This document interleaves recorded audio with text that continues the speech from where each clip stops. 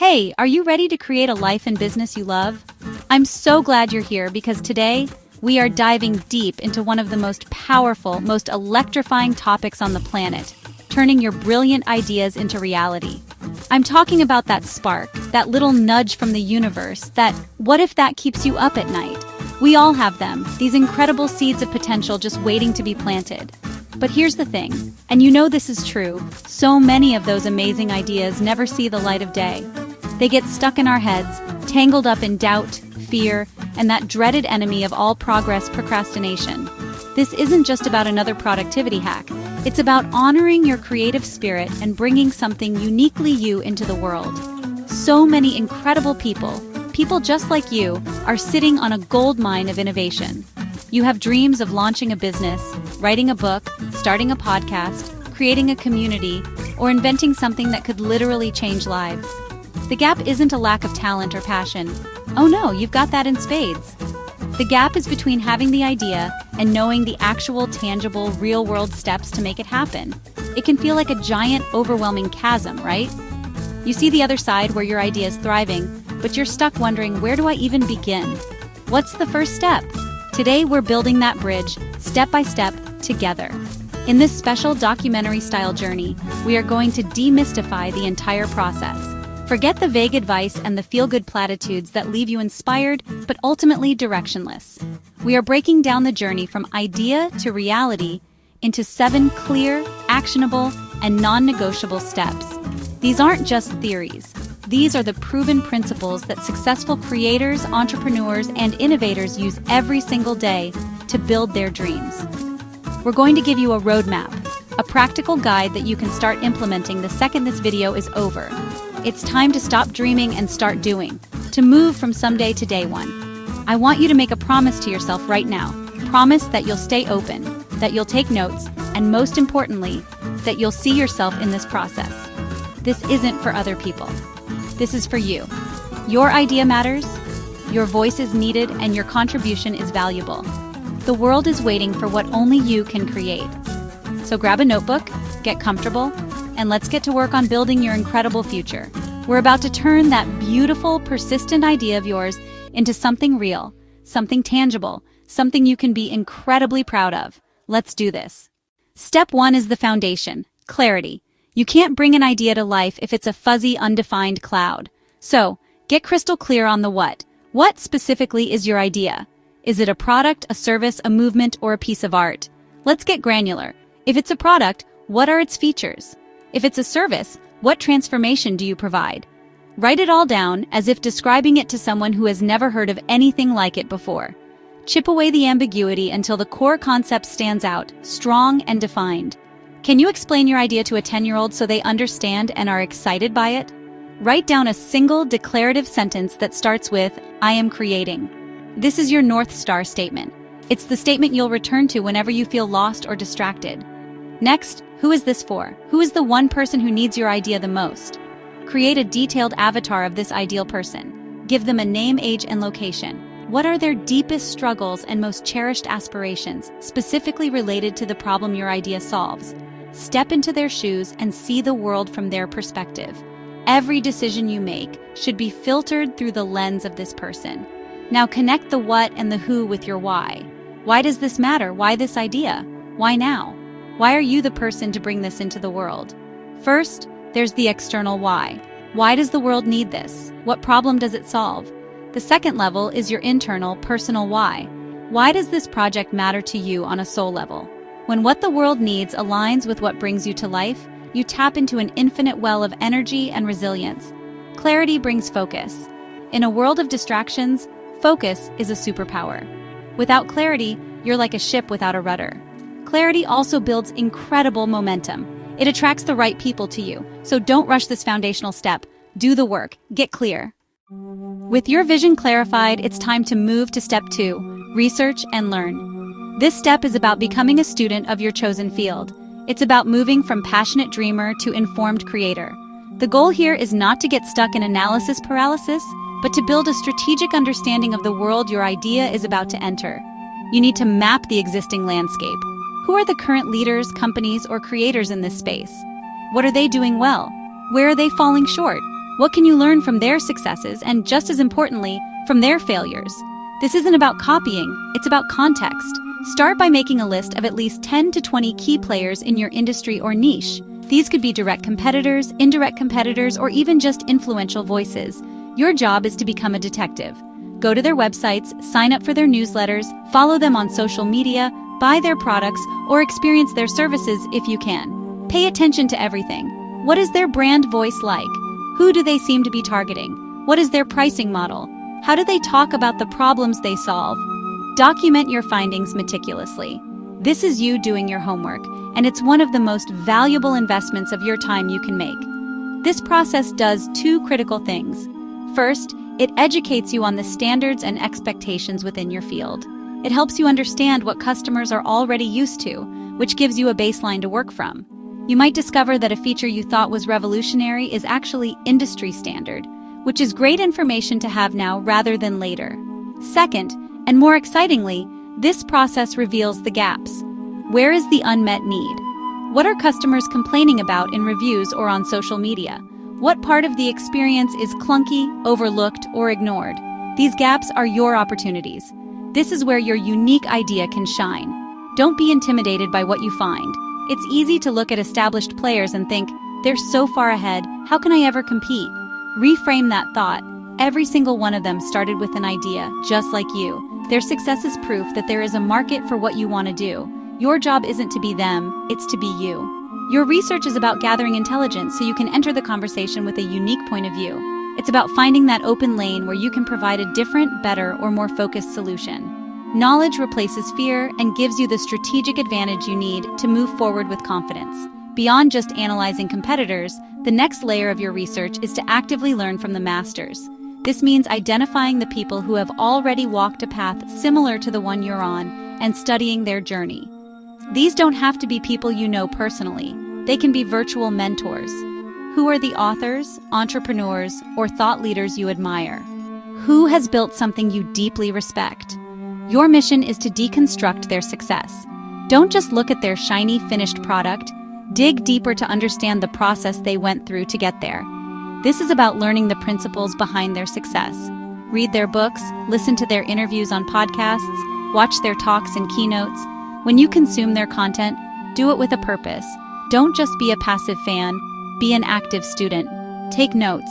What were their biggest struggles? How did they overcome them? What was their big break? And what was the decade of hard work that led up to it? Pay attention to their mindset, their habits, and their philosophies on business and life. You'll often find that successful people are incredibly generous with sharing their stories of failure and the lessons they learned. These stories are pure gold for you, offering a priceless education for the price of a book or a free podcast download. This process of studying the best in your field helps you build what I call your board of directors in your head. When you face a challenge, you can ask yourself, what would your mentor do in this situation? This isn't about losing your own voice. It's about expanding your toolkit of possible solutions. You're borrowing their wisdom and experience to inform your own decisions. It's a way to stand on the shoulders of giants. You can learn from their mistakes without having to make them all yourself, which can save you years of wasted effort and heartache. It accelerates your learning curve dramatically. Remember, the goal is to learn, not to idolize or compare. It's easy to fall into the trap of comparison-itis, which can leave you feeling inadequate. That's not the point. The point is to see that these successful people are human, just like you. They had doubts, they made mistakes, and they kept going. Their journey demystifies success and makes it feel more attainable. It shows you that greatness isn't born. It's built through consistent effort, learning, and resilience. So identify your virtual mentors and start learning from them today. Their wisdom is one of the greatest resources available to you. We've looked at the market landscape and learned from the experts. Now we need to bring our research focus back to the most important person in this equation. Your who, your ideal customer. It's not enough to have a demographic profile of them. You need to develop a deep, empathetic understanding of their inner world. One of the most powerful tools for this is creating an empathy map. This is a collaborative tool, but you can do it on your own.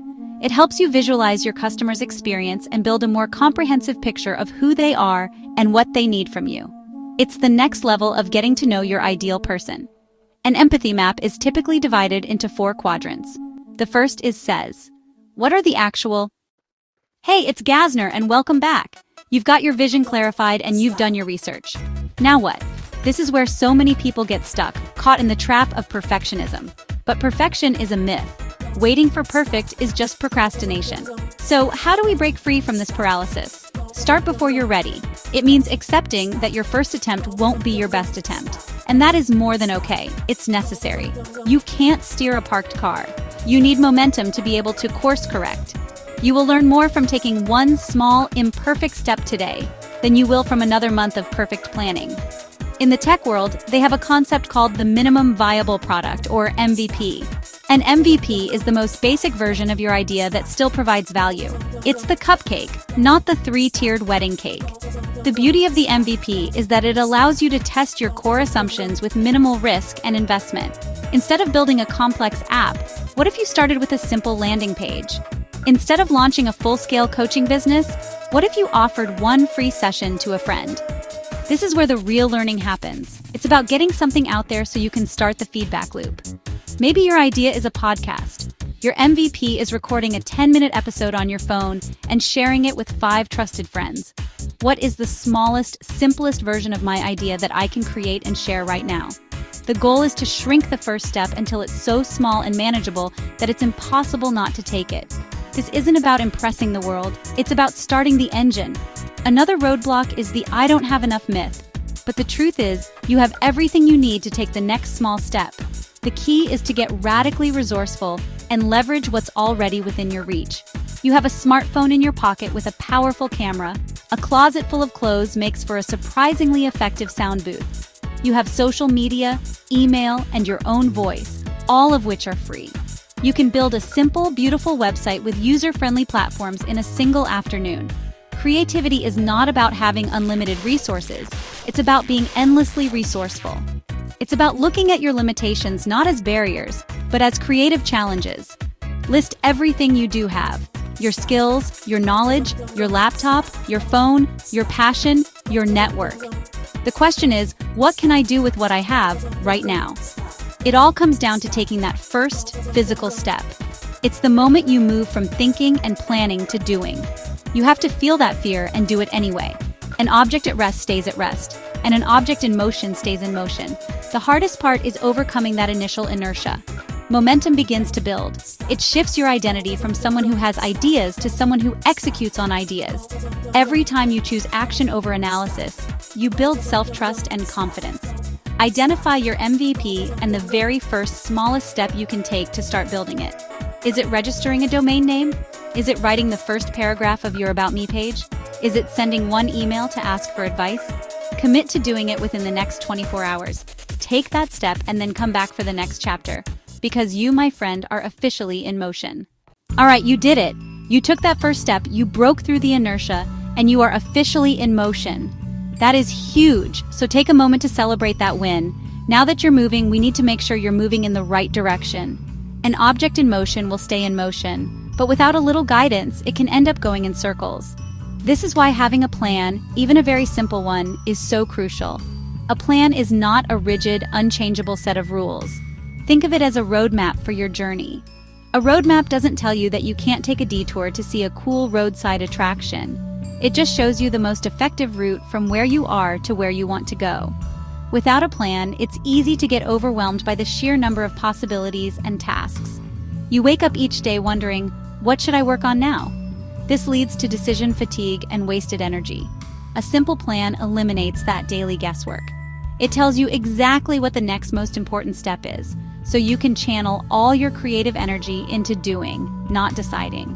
The purpose of your plan is to bring clarity and focus. It's about breaking down your big, audacious vision into manageable pieces. If your vision is to climb Mount Everest, your plan isn't just climb the mountain. Your plan involves securing permits, training at lower altitudes, mapping out base camps, and packing the right gear. Each of those is a smaller, achievable goal that moves you closer to the summit. Your project is your Mount Everest. We need to identify your base camps, the key milestones that will get you to the top. So let's be clear on what this plan is not. It is not a 50-page business plan that will take you 3 months to write and then sit in a drawer collecting dust. We are not going back to the land of analysis paralysis. This is a simple, flexible, one-page action plan. It's a living document that you'll update as you learn and grow. Its only job is to answer one question for you every single day. What's next? Let's get to work on creating a plan that empowers you, rather than overwhelms you. This is where we get tactical. How do you turn a big dream into a simple, actionable plan? You do it by working backward and breaking it down into smaller and smaller chunks. Let's say your big goal is to launch a YouTube channel and get your first 1,000 subscribers. That feels huge and intimidating, right? So let's break it down. What are the major milestones, the base camps, you need to hit to get there? Maybe it's things like finalize channel branding, create a backlog of 5 video ideas, film and edit the first 3 videos, launch the channel, and promote the channel consistently. See? That already feels more manageable. We've turned one giant goal into 5 smaller project goals. But we can go even deeper. Let's take just one of those milestones. Film and edit the first 3 videos. That's still a pretty big chunk of work. So we break it down again into individual tasks. For just one video, the tasks might be write the script, set up the camera and lighting, record the A-roll, record the B-roll, import footage, edit the main timeline, add music and graphics, export the final video. Now we're talking. We're getting down to the nitty-gritty. The magic happens when you break things down to the level of a single, concrete action that you can complete in one work session. Film a video is not a task. It's a project. Press the record button and deliver the intro is a task. Write a script is a project. Outline the 3 main talking points is a task. Your goal is to create a to-do list filled with these bite-sized physical actions. This process transforms a vague, anxiety-inducing goal into a clear, step-by-step recipe for success. You never have to wonder what to do next. I want you to try this right now. Take your big vision, the one we clarified back in Chapter 2. Identify 3 to 5 major milestones that stand between you and that vision. Then, pick just one of those milestones and break it down into the smallest possible tasks you can think of. Write them all down. This is the foundation of your action plan. It's not about doing everything at once. It's about knowing the very next single step you need to take. This is how you build momentum, one tiny completed task at a time. Now you have a list of small manageable tasks. This is where the secret weapon of every successful person comes into play: consistency. It's not about the one heroic 12-hour workday where you try to do everything at once. That just leads to burnout. It's about showing up and taking one small action, day after day after day. It's about choosing progress over perfection, consistently. The person who works on their dream for 30 minutes every day will achieve infinitely more than the person who waits for a full, free weekend that never comes. Think about the power of compounding. If you get just 1% better at your craft every day, after a year, you won't be 365% better. You'll be nearly 38 times better. That's the exponential power of small, consistent effort. It's the water that slowly but surely carves its way through the hardest rock. It's the steady, rhythmic chopping that eventually fells the giant oak tree. Grand, dramatic gestures are exciting, but it's the small, unsexy daily habits that actually build empires and change lives. Your job is to fall in love with the process, not just the outcome. So how do you build this habit of consistency? You schedule it. You treat your dream like a non-negotiable appointment with your future self. Put it in your calendar. Whether it's 15 minutes before you go to work, 30 minutes during your lunch break, or an hour after the kids are in bed, block out that time. Protect it fiercely. This is your sacred time to build your future. On the days you feel motivated, great. On the days you don't feel motivated, which will be most days, you show up anyway, because you are a professional and professionals stick to the schedule. Remember that list of tiny tasks you created? Your goal is simply to check one of those boxes every single day. That's it. Just one. Some days you might feel inspired and check off 3 or 4. Amazing! But on the tough days when you're tired and feeling discouraged, your only commitment is to do one small thing. Send one email, write one paragraph, edit 1 minute of video. This creates a chain of wins, and your only job is to not break the chain. This is how you build unstoppable momentum.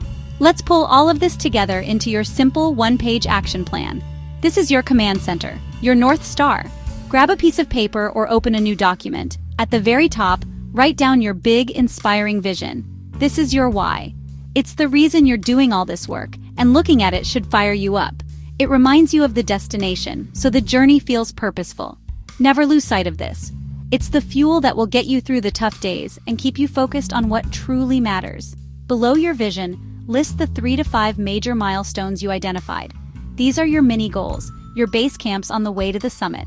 Give them a target date if you like, but hold it loosely. The point is to have clear markers of progress.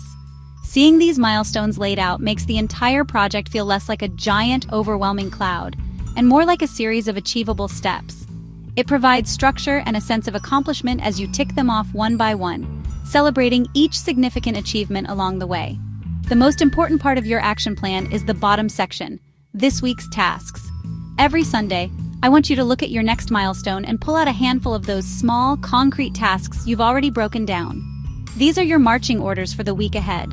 Don't list more than 5 to 7 things. The goal is to be realistic and set yourself up for a win. Each morning, you'll look at this weekly list and decide which one task you're going to tackle that day. This eliminates decision fatigue and keeps you in a state of focused action. This one-page plan is your secret weapon. It's simple enough to not be intimidating, but structured enough to keep you on track. It's a living document. As you complete tasks and learn new things, you'll update it. Maybe a milestone needs to change, or you discover a new set of tasks. That's great. The plan serves you, not the other way around. It provides the perfect balance of structure and flexibility. It keeps your vision front and center while giving you the clarity to know exactly what you need to do today to make it a reality. Okay, you're taking consistent action and your simple plan is guiding you forward. You are creating things. Whether it's a blog post, a prototype, or your first video, you're putting your work out there even on a small scale. This is a vulnerable and often scary place to be. And now, it's time for the next crucial step in the journey, actively seeking out and embracing feedback. I know, just the word feedback can make your stomach clench. It feels like you're inviting judgment and criticism. But I want you to reframe this word in your mind. Feedback is not criticism. Feedback is not judgment. Feedback is a gift. It is priceless data from the outside world that tells you what's working and what isn't. Without feedback, you're flying blind. You're operating in a vacuum, making assumptions about what people want and need. Seeking feedback is the fastest way to close the gap between. Let's talk about what separates dreamers from doers: discipline. This is where the real work begins. It's about showing up even when you don't feel like it. Discipline is the bridge between your goals and your accomplishments. It's built one small, consistent action at a time. Think of discipline as a muscle. The more you use it, the stronger it gets. True freedom is born from discipline. It's the ultimate act of self-love, investing in your future success with every disciplined choice. Start small. Pick one tiny, manageable habit that supports your big vision and do it every single day. Track your progress and celebrate the small wins. This is the foundation of resilience. What happens when you get knocked down? This is where grit comes in. Grit is passion and perseverance for very long-term goals. It's the engine that keeps you going when you hit a wall. Grit is not about never failing. It's about how you respond to failure. See setbacks as detours that are teaching you a better way to get to your destination. Adopt a growth mindset, believing that your abilities can be developed through dedication and hard work. Challenges are opportunities to grow, not threats to your ego. Building resilience means surrounding yourself with a supportive community. Practice self-compassion and remind yourself of your why. Grit is about being passionate enough to endure the toughness. Let's talk about the slump. It's that point where the initial excitement has worn off, but the finish line is nowhere in sight. Normalize it. The slump is not a sign that you're failing. Reconnect with your why. The slump is often a signal that you need to zoom out and remind yourself of the destination. Focus on your systems, not just your goals. The slump is overcome by small, consistent steps. Staying the course is about endurance. Track your progress. Manage your energy, not just your time. Be fiercely protective of your well-being. Persistence pays off in ways you can't always predict. You are building something far more valuable than a business. You are building yourself. Okay, you've done it. Now it's time for the big moment, the launch. This is when you finally share your creation with the world. There's so much energy, excitement, and anxiety wrapped up in this moment. And while a great launch is something to celebrate, I need you to hear this loud and clear. The launch is not the end, it's the beginning. It's interacting with real people, solving real problems, and getting real feedback. This reframe is so important because it protects you from what I call post-launch depression, especially if it didn't meet your sky-high expectations.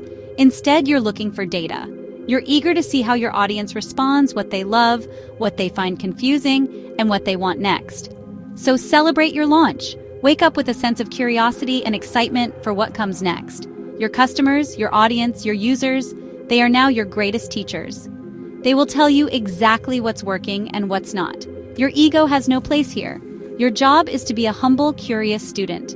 Send out surveys and pay attention to your customer support emails. Once you have this feedback, the next step is to analyze it and look for patterns. If you hear the same suggestion or complaint from multiple people, you've struck gold. Iteration is the cycle of listening, learning, and improving. The most successful businesses are in a constant state of evolution. Sometimes you need to make a significant change in direction. This is called a pivot, and while it can feel scary, it is often the single most important move you can make. A pivot isn't quitting, it's being smart and responsive. Think of some of the most successful companies you know. They all started with one idea, launched it, listened to how people were actually using it, and had the wisdom to pivot towards what was gaining traction. Knowing when to pivot is a delicate balance of art and science. So, don't be afraid of the pivot. See it as a sign of strength, not weakness. Your ability to listen, learn, and make bold changes when necessary is one of your greatest competitive advantages. The final piece is a commitment to lifelong learning. The only way to stay relevant and competitive is to remain a perpetual student. Read books, listen to podcasts, and take online courses. Learning isn't just about consuming information. It's also about experimenting and applying what you learn. Treat your business or project as a laboratory. Be willing to experiment, to fail, to learn, and to try again. Ultimately, investing in your own growth is the best investment you can make in your project's growth. It's a continuous, evolving cycle of doing, learning, and growing. Embrace that cycle, stay curious, and there is no limit to what you can achieve.